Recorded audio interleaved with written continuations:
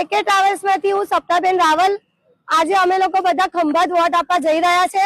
ભાજપ તરફથી અમારી બસ મૂકવામાં આવી છે।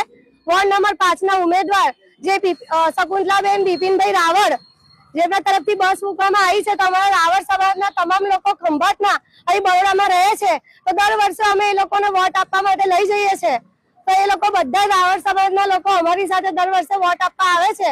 તો હું એમને પૂછું છું કે તમે વોટ આપવા ખંભાતના છે, તો હું એમને પૂછું છું, દીપકભાઈ તમે વોટ આપવા માટે ભાજપ તરફથી જાઓ છો તો દર વર્ષે જાઓ છો? દર વર્ષે વિધાનસભા નગરપાલિકા કોઈ પણ ઇલેક્શન હોય અમે ભાજપને વોટ કરવા જઈએ છીએ। તમામ રાવળ સમાજના દરેક મતદાર ને લઈને અમે અલ્પેશભાઈ સપના એ લોકો બસ ઉપાડે છે, બધા લઈને ખંભાત પહોંચીએ છીએ। બધા વોટ આપવા જઈએ ભાજપને। તમે બોલો કિરણભાઈ, તમે બોલો। દર વર્ષે જઈએ છીએ અમે।